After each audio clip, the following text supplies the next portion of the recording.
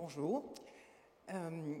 Alors, j'ai intitulé ma présentation Le code a tout changé. Donc, travail, le code a tout changé. Alors, qu'est-ce qu'on veut dire par là et pourquoi? Qu'est-ce qui a changé? Et en quoi ça nous concerne tous, au-delà de l'entreprise que je représente, qui est Google, qui est forcément pionnière dans ce domaine parce que nous sommes nés de ces nouvelles technologies. Mais plus fondamentalement, je pense que l'usage dépassant largement les frontières des entreprises de nouvelles technologies, ces changements vont finalement gagner l'ensemble, et je l'espère, l'ensemble des entreprises qui nous entourent. Alors, qu'est-ce qui est différent? Le web est, par essence, dynamique au sens de non statique, collaboratif et interactif.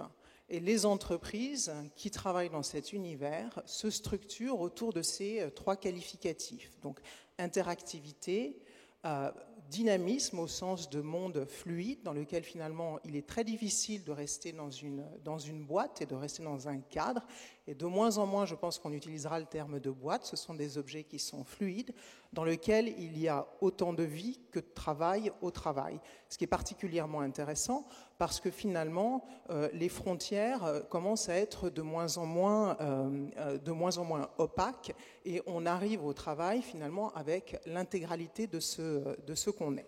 Alors ça commence comment? Ça commence par l'espace de travail. Donc certains d'entre vous ont peut-être vu ou entendu parler de l'espace de travail chez Google, sur lequel finalement on n'est plus dans des cases, dans un univers qui va être très fermé et très codifié au sens de la taille de mon bureau définit mon pouvoir, l'étage dans l'immeuble est un indicateur de à quel point je suis proche du pouvoir ou pas. On est dans des univers qui vont être fluides, très décloisonnés, mais dans lesquels aussi on a des espaces qui sont dédiés au partage, à l'échange informel et à des espaces de convivialité et d'échanges qui sont en dehors et autour de la notion de travail. Les bureaux individuels sont absolument l'exception. Et ne sont jamais des instruments de pouvoir au sens symbolique. Et de la même façon, les espaces les plus agréables, voire les plus prestigieux, sont dédiés au plus grand nombre. Donc on est dans l'ordre du symbolique, mais nous savons parfaitement que le symbolique en entreprise, c'est extrêmement important. Donc premier élément sur la fluidité et le partage qui va être organisé, sollicité et très largement stimulé.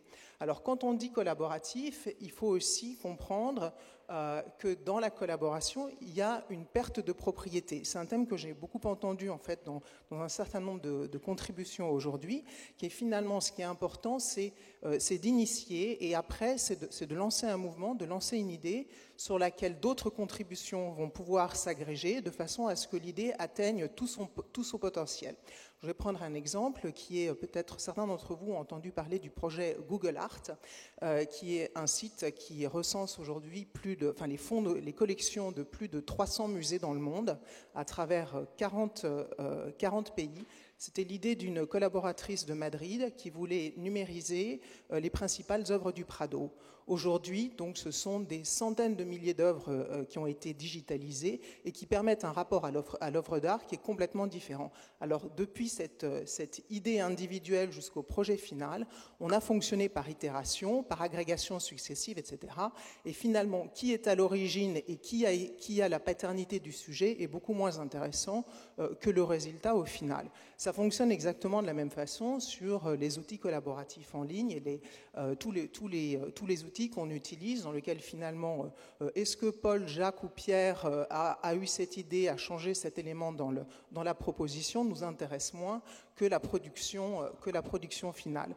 Alors, vous comprenez bien aussi que dans cette logique, finalement, le rapport au pouvoir et à l'autorité est complètement transformé, parce que mon pouvoir ne dépend pas de qui je suis dans la ligne hiérarchique et à quel moment j'interviens, mais beaucoup plus de la contribution que j'apporte et de quelle façon je contribue moi au collectif et de quelle façon j'amène le maximum de gens à contribuer sur un projet que j'ai pu initier, mais sur lequel je peux à un moment donné finalement ne devenir qu'un contributeur parce que quelqu'un d'autre va porter l'idée plus loin.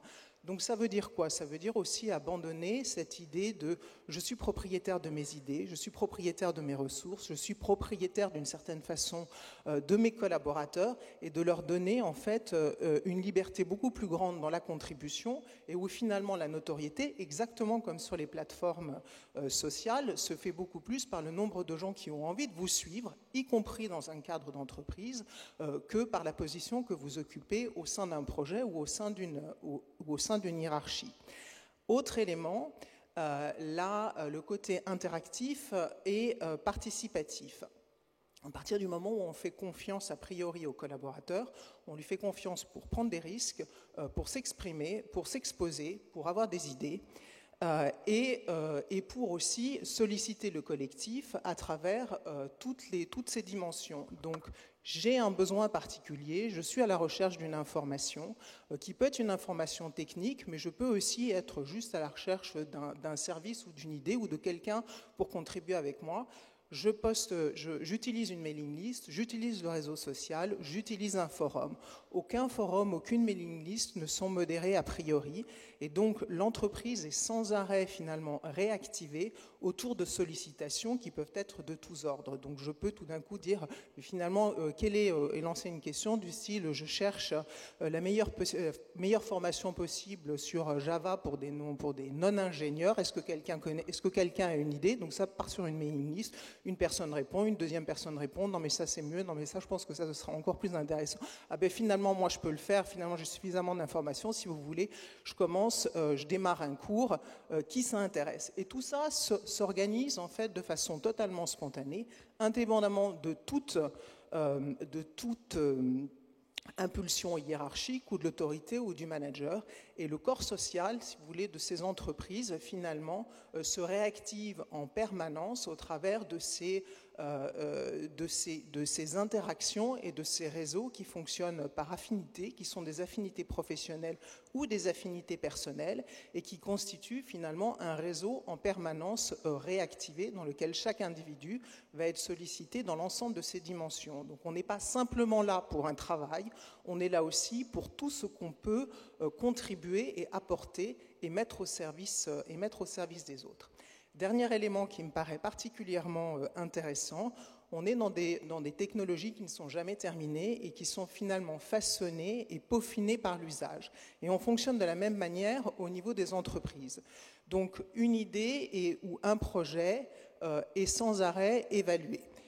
Une contribution est sans arrêt évaluée. Et l'idée de l'évaluation, c'est simplement de savoir est-ce que c'était conforme aux attentes, est-ce que l'intention, est-ce que le résultat est conforme à l'intention, est-ce qu'on garde, est-ce qu'on transforme ou est-ce qu'on abandonne. Typiquement, une journée comme celle-ci, si nous étions chez Google, vous recevriez tous une évaluation sur le thème est-ce que vous avez appris quelque chose, est-ce que c'était une bonne utilisation de votre temps, est-ce que vous recommanderiez ces sessions à quelqu'un d'autre. Et à partir de là, on se dit, est-ce qu'on garde ou est-ce qu'on ne garde pas? Et ceci est à l'œuvre pour absolument tout le monde, où que vous soyez, quel que soit votre rôle et quelle que soit votre position dans l'entreprise, on est en permanence dans ce souci d'aller plus loin, de mieux comprendre et d'affiner la proposition de façon à ce que le résultat soit le plus conforme aux intentions. Donc ces systèmes d'évaluation imposent finalement aussi d'être capable d'apprendre, d'être capable de se remettre en question, d'être capable de rentrer dans la conversation sans avoir toutes les réponses a priori, de s'enrichir des autres, de se nourrir du débat et finalement d'abandonner énormément d'éléments qui ont constitué pendant des années les attributs du pouvoir et de la hiérarchie en entreprise. Alors tous ces éléments, comme vous l'imaginez bien, sont très largement déterminés par l'usage des nouvelles technologies et la façon dont les nouvelles technologies envahissent aujourd'hui nos vies et nos modes de travail. Elles sont aussi très largement portées par les jeunes générations qui arrivent dans le milieu du travail et elles ne sont absolument pas limitées aux entreprises de nouvelles technologies. Donc on a été de fait assez pionniers parce que nous sommes nés avec et qu'on les a développées, mais elles se transforment et elles se répandent aujourd'hui de façon massive dans l'ensemble des entreprises. Donc je pense que toutes ces transformations qui sont à l'œuvre vont en réalité largement dépasser le champ des nouvelles technologies pour finalement concerner l'ensemble du monde du travail et inciter tout le monde et engager tout le monde à rentrer dans une autre relation de la vie au travail dans laquelle il y a beaucoup de vie, dans laquelle les collaborateurs sont de plus en plus collaboratifs, constructifs, contributifs, et ils acceptent aussi beaucoup plus facilement l'échec et le débat et le challenge, non pas comme une sanction, mais comme une façon d'avancer plus loin, de repousser les limites et de progresser en améliorant.